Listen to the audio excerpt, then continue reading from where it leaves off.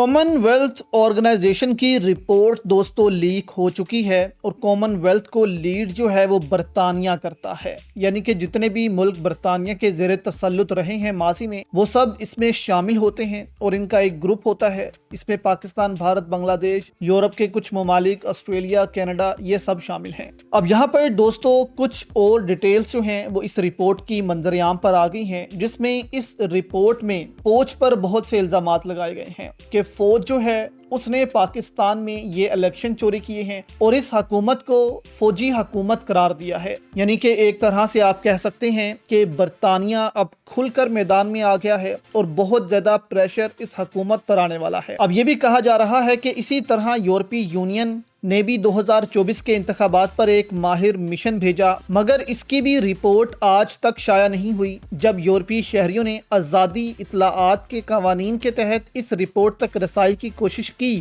تو یورپی یونین نے انکار کرتے ہوئے کہا کہ رپورٹ کی اشاعت بین الاقوامی تعلقات کو نقصان پہنچا سکتی ہے۔ یعنی کہ یورپ بھی جمہوریت کے ساتھ کھڑا نہیں ہوا، تعلقات کے ساتھ کھڑا ہوا، اور بہت جلد یورپی یونین کی رپورٹ دوستو وہ بھی منظر عام پر آئے گی اور وہ بھی بہت تہلکہ خیز ہوگی۔ رپورٹ کے لیک ہونے کا مقصد کامن ویلتھ سیکریٹریٹ کو یہ سوچنے پر مجبور کرنا تھا کہ کیا پاکستان میں حکومت کی پردہ پوشی میں اس کا کردار جمہوری عمل کے عزم کے ساتھ ہم آہنگ ہے یا نہیں۔ کامن ویلتھ نے ڈراپ سائٹ نیوز کو بتایا کہ پاکستان COG رپورٹ اور دیگر رپورٹس اس مہینے کے آخر تک شائع کرنے کا شیڈول ہے۔ اب اس رپورٹ میں دوستوں کہا گیا ہے کہ انتخابات کے بعد پاکستانی فوجی حکومت نے کامن ویلتھ پر دباؤ ڈالا کہ انتخابات کے نتائج میں ایسے پہلو اجاگر نہ ہوں جو حکومت کے لیے غیر آرام دہ ہوں اور ان کی قانونی جوازیت کو نقصان پہنچائے۔ کامن ویلتھ کا رویہ ایک غیر معقول اور غیر جمہوری حکومت کو بین الاقوامی سطح پر شرمندگی سے بچانے کے مترادف رہا۔